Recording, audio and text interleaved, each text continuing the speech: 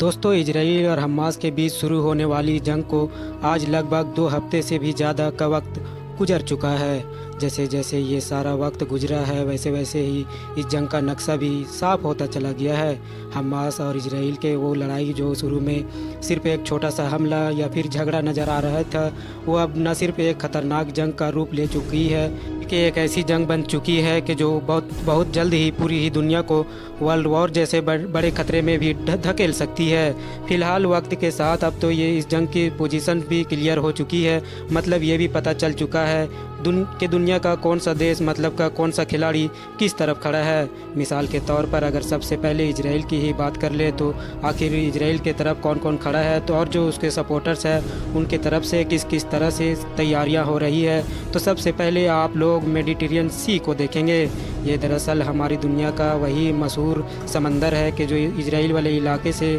मिला हुआ है। इसी समुद्री इलाके में इजराइल का सबसे पक्का दोस्त अमेरिका और साथ ही साथ यूके ऑलरेडी इजराइल के मदद करने के लिए बहुत पहले ही पहुंच चुका है। यहां पर अमेरिका ने पहले ही अपने ऐसे जंगी समुद्री जहाज़ पहुंचा दिए हैं कि जो न सिर्फ खतरनाक हथियारों से लैस है बल्कि 2000 के करीब उन पर कमांडोज भी मौजूद है। इतना ही नहीं, अमेरिका की जो खुफिया एजेंसी है वो ऑलरेडी मोसाद के साथ काम कर रही है। यानी अमेरिका की खुफिया एजेंसी इजराइल के अंदर मौजूद है और वो हमास के खिलाफ लड़ने में हर तरफ की मदद कर रही है। इन तमाम चीज़ों के अलावा अमेरिकी राष्ट्रपति जो बाइडेन ने अमेरिकी कांग्रेस के सामने इजराइल के और यूक्रेन की मदद के लिए $100 मिलियन के पैकेज का ऐलान भी कर दिया है। याद रहे दोस्तों कि ये जो $100 मिलियन का पैकेज है, उसकी मदद का पैकेज है, वो ये दरअसल उस तमाम मदद के अलावा है कि जो ऑलरेडी अमेरिका की तरफ से इजराइल के ज़मीन पर हथियारों, पैसों या फिर किसी दूसरे के शक्ल में पहुंचा दी गई है। यूएसए और यूके के अलावा इन लोगों का जो मिलिट्री ग्रुप है मतलब कि नेटो, वो भी ज़रूरत पड़ने पर इजराइल की मदद के लिए अलर्ट हो चुका है। मगर दोस्तों, अब यहाँ पर दिलचस्प बात यह है कि दुनिया के सारी ताकतवर देश, ये सारी बड़ी ताकतें जिस इलाके पर हमला करने की तैयारी कर रहे हैं वो इलाका सिर्फ़ और सिर्फ 41 किलोमीटर लंबी एक पट्टी है। इतना ही नहीं, उस पट्टी में भी ख़ास तौर से वो इलाका कि जिस पर हमला करना है और जहां से हमास जैसे ग्रुप को ये लोग उखाड़ फेंकने की बात कर रहे हैं वो तो सिर्फ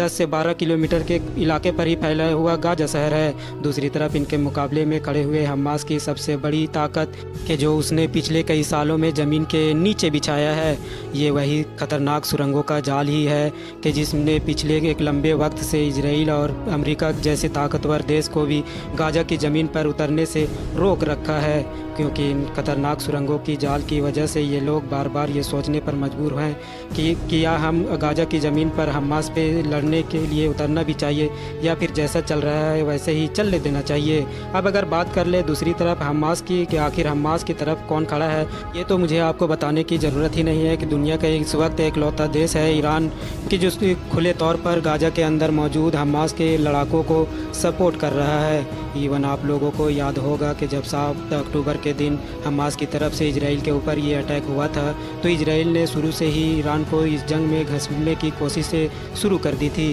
वो बार बार ईरान के ऊपर न सिर्फ हमास को फंडिंग करने का इल्ज़ाम लगा रहा था बल्कि वो तो ये कह रहा था कि 7 अक्टूबर वाले इस खतरनाक हमले में भी ईरान ने ही हमास की मदद की है। वरना जिस तरह से हमास ने इस पूरे हमले को अंजाम दिया था, किसी बड़ी ताकत के बगैर इस हमले को अंजाम दिया ही नहीं जा सकता था। इजराइल लगातार इसलिए कर रहा था ताकि किसी तरह से अगर ईरान भी इस जंग में आ जाए तो हमारी तरफ से भी दुनिया की बड़ी ताकतें जैसा कि अमेरिका, यूके, इस तरह की दूसरी देश ऑफिशियली इस जंग में हमारी मदद के लिए आ ही जाएंगे। मगर आप लोगों ने ये भी देखा होगा कि जहां एक तरफ इजराइल की तरफ से ईरान को खींचने की तो कोशिश की जा रही थी तो वहीं दूसरी तरफ अमेरिका इस मैटर पर ढीला पड़ा हुआ था। बल्कि ये तो वो बार बार कह रहा था कि हमारी खुफिया एजेंसी के मुताबिक ईरान का इस हमले से कोई लेना देना नहीं था, बल्कि ईरान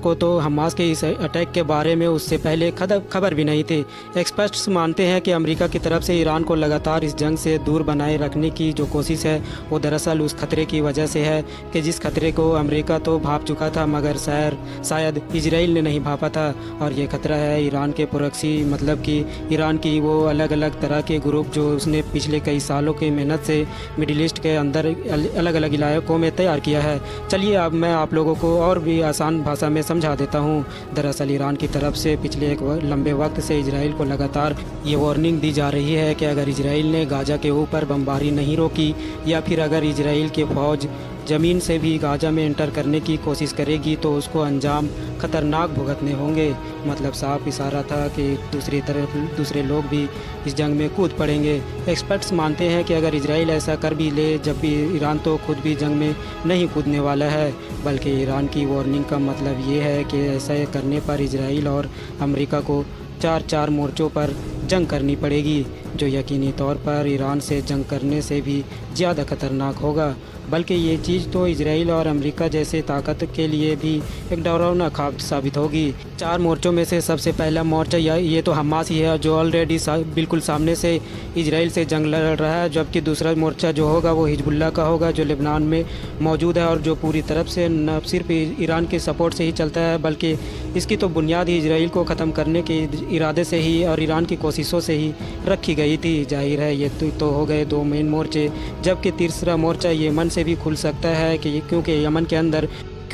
के अंदर हूती लोग मौजूद है, जो एक लंबे वक्त से सऊदी अरबिया से जंग कर रहे थे, मगर अब पीस डील होने के बाद से वो लोग वहाँ पर खाली बैठे हुए हैं। याद रहे ये हूती ग्रुप भी वही है कि जिसके बारे में ये माना जाता है कि इसको पूरी तरीके से ईरान ही सपोर्ट करता है। जबकि बात कर ले अगर चौथे मोर्चे की, तो वो सीरिया और इराक़ के इलाके में होगा, क्योंकि वहाँ एक लंबे वक्त से ऐसे बहुत सारे छोटे बड़े ऐसे ग्रुप हैं और वो इजराइल और अमेरिका जैसे देशों को अपना सबसे बड़ा कट्टर दुश्मन मानते हैं। यहाँ पर एक और दिलचस्प बात यही भी है कि वैसे तो इन 4 ही मोर्चों में से सिर्फ हमास ही ऐसा मोर्चा है जो ऑलरेडी इस जंग को लड़ रहा है और ऑफिशियली इस जंग में इजराइल के खिलाफ खड़ा हुआ है। मगर आप बात कर ले बाकी के 3 मोर्चे की, वो ऑफिशियली भले ही इस जंग में इन्वॉल्व ना हुए हो, लेकिन शुरू से ही इजराइल के खिलाफ लड़ने की कोशिश कर रहे हैं। जैसा कि हिजबुल्लाह शुरू से ही इजराइल के बॉर्डर पर हमले कर रहा है, और दूसरी तरफ से इजराइल भी उसका जवाब देने की कोशिश कर रहा है।